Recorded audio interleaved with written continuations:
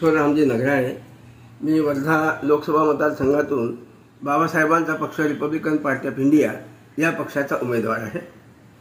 बाबासाहेबांनी ज्यावेळी रिपब्लिकन पक्ष काढायचं ठरवलं तो दिवस होता 30 September 1956। Akhil Bharatiya schedule caste federation बरखास्त करून यापुढे माझ्या पक्षाचं नाव रिपब्लिकन पार्टी ऑफ इंडिया असावं आणि या पक्षाचा उद्देश सांगताना बाबासाहेब म्हणाले होते की माझा पक्ष हा विरोधी दल व्हावा, ही बाबासाहेबांची इच्छा होती। आणि याच बाबासाहेबांची इच्छा पूर्ण करण्याकरता अनेक लोकांनी तसे प्रयत्न केले, नाही केले असं म्हणता येणार नाही, परंतु ठळकपणे तरी हा मुद्दा घेऊन ते पुढे गेलेले नाही। मात्र मी हा मुद्दा घेऊनच या लोकसभेला उतरलेलो आहे आणि जर मी खासदार झालो तर पुढच्या 5 वर्षामध्ये हा पक्ष विरोधी दल करण्याचा प्रयत्न करेल एवढं सांगतो।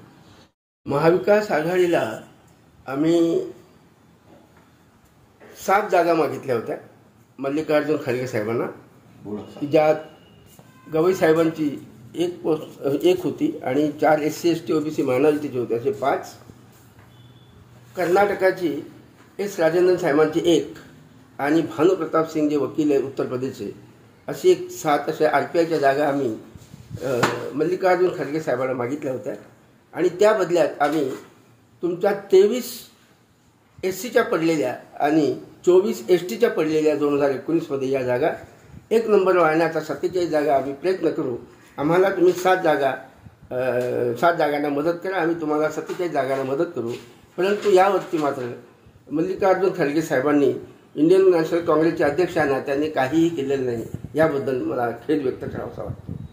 Republican party of India Gavai पक्षाच्या वतीने आम्ही काही जागा लोकसभेच्या लढवित आहोत।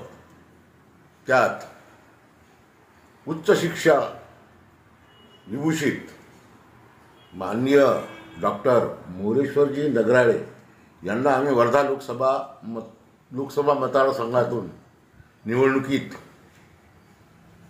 उमेदवार म्हणून जाहीर करून ते सध्या उमेदवार आहेत। आम्ही काँग्रेस म्हणजेच महाविकास आघाडीला नेहमीच आत्मीयतेनं साथ दिली, त्यांना सत्तेत दिलं, नेहमी त्या आमच्यामुळे त्यांनी सत्ता भोगली आहे। परंतु आमचे कुठलेही त्यांनी काम बरोबर केले नाही। आम्ही त्यांना आत्मीयतेने मैत्रीपूर्ण संगत करून साथ दिली, परंतु त्यांनी आमच्याशी हमेशा गद्दारी केली आहे, दगाबाजी केली आहे। म्हणून आता आम्ही फक्त आमची लढाई महाविकास आघाडी सोबतच आहे। महाविकास आघाडी आणि Republican party of India Gavai पक्ष अशीच आमची लढाई आहे, हे मी जाहीरपणे सांगतो आहे।